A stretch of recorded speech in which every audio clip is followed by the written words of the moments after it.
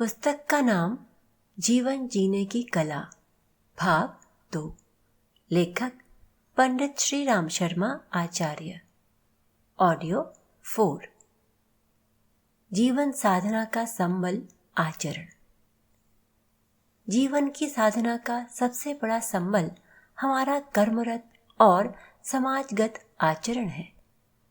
समाज से छिटककर विशेष परिवेश की अवधारणा करने से हम अपनी कल्पना की उन्मुक्त उड़ान भले ही भर लें, पर उससे हमारा तथा समाज का कोई वास्तविक लाभ नहीं होगा।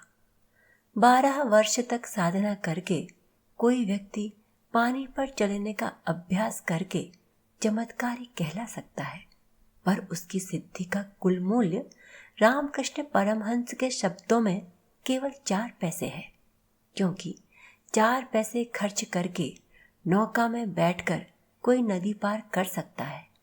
हमारी बहुत सारी साधनाओं के मूल में यही अल्पमूली बातें हैं, जिनसे हमें मुक्त होना है, अपने को सहज साधक बनाना है।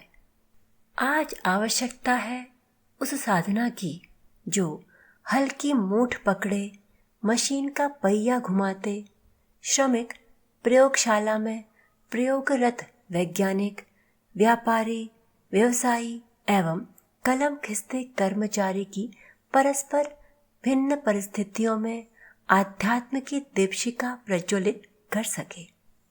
जब कोई कृषक लू धूप की परवाह किए बिना हल चलाता है, वह साधना ही तो करता है। जरूरत तो बस इतनी है कि उसके कर्म को आत्म केंद्रित न होने देकर लोक मंगल के पवित्र भाव से संपुष्ट किया जाए, ताकि उसका वही कर्म स्व के साथ पर के लिए होकर उसमें भाव शुद्धि की भावना भर दे और उसको आध्यात्मिक दीप्ति प्रदान कर दे। मशीन के साथ जूझते, पसीने से लथपथ श्रमिक का कर्म किस साधना से कम है? उसे साधना का पवित्र पद देने के लिए उसके साथ लोकहित का भाव जोड़ दिया जाए तो वही उसके लिए आध्यात्मिक कर्म बन जाएगा।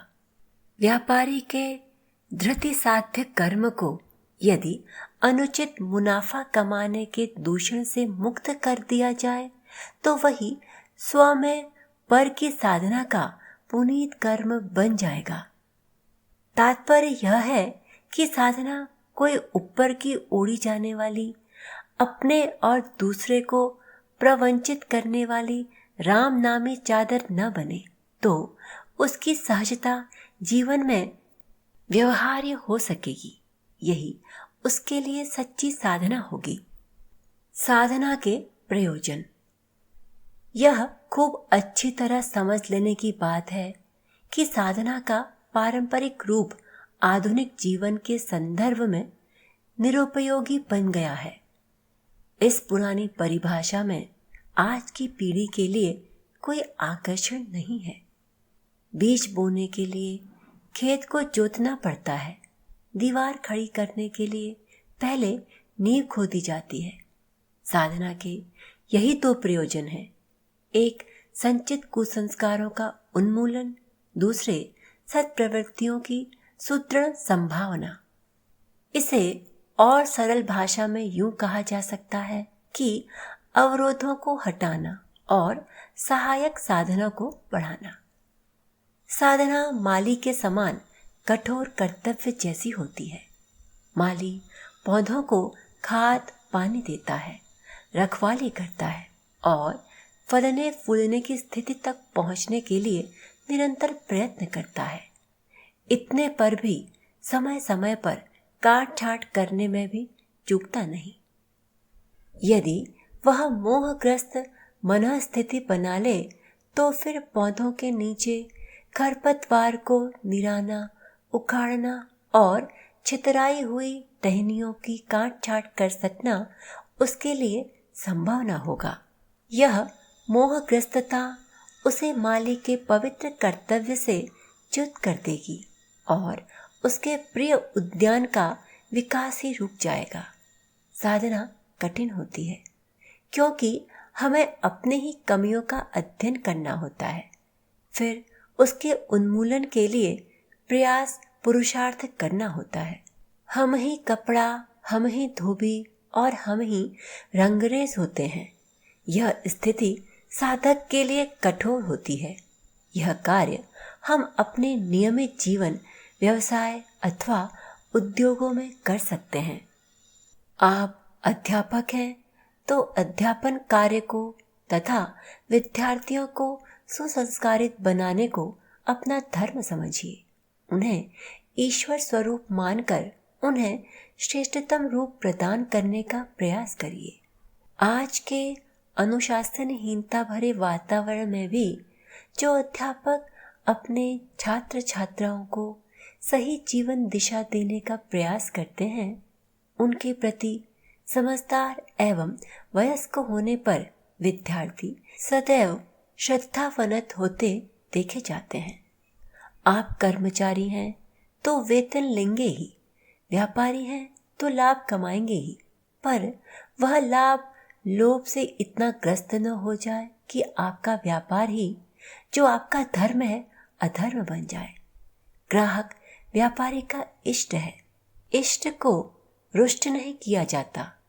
इष्ट एकाग्रता एवं निरअहंकारिता की अपेक्षा करता है। आपका आत्मीय, विनम्र, सेवा भावनापूर्ण एवं स्नेह संवेदनास्तिक व्यवहार आपके ग्राहक को गदगद कर देगा और वह सदा सदा के लिए आपको अपना समझ लेगा। रैदास की सेवा भावना, कर्तव्य निष्ठा और मन की एकाग्रता के वशीभूत होकर स्वयं गंगा उनकी कटौती में पहुंची थी। क्यों? रैदास ने किसी तीर्थ स्थल पर जाकर साधना की थी? क्या उन्होंने कोई जप अनुष्ठान किया था अथवा माथे पर लंबा सा तिलक, गले में तुलसी रुद्राक्ष की मालाएं और शरीर पर राम नामी चादर सजाई थी? पशुओं की खाल के जूते गांठने वाले रैदास ने तो अपने काम को ही धर्म, अपने ग्राहक की संतुष्टि को ही पूजा समझा। जो कुछ किया यह समझकर किया कि प्रभु का कार्य कर रहे हैं। उन्होंने अपने कार्य के माध्यम से ही जीवन साधना की थी। क्या किया जाए? आवश्यकता इस बात की है कि हम सोचें कि हम कार्य करते हैं उसी के द्वारा किस प्रकार जीवन साधना कर सकते हैं। दुष्कर्मों के प्रभाव तो केवल सत्कर्मों से कटेंगे। कृपया उन पाखंडियों की बात में न आइए जो पूजा पत्ती, गंगा स्नान अथवा सरल कर्म कांडों की लकीर पीट देने से आपके पापों की निवृत्ति का आश्वासन देते हैं। उनके बहकावे में मत आइए। जितना भारी पाप हो उतना ही वजनदार पुण्य होगा, तभी संतुलन बनेगा। अतः हम जिस पथ पर अथवा जिस व्यवसाय में हैं उसी में रहकर अपने स्नेह, सद्भावना से पवित्रता पूर्ण वातावरण उत्पन्न करें। यह एक ऐसा वातावरण होगा जिससे आकृष्ट होकर न केवल व्यक्ति आपके पास आने के लिए उत्सुक होंगे, वरन आपको आत्मोत्थान का अवसर भी मिल सकेगा। इस प्रकार लौकिक एवं आध्यात्मिक दोनों ही लाभ एक साथ हस्तगत हो सकेंगे।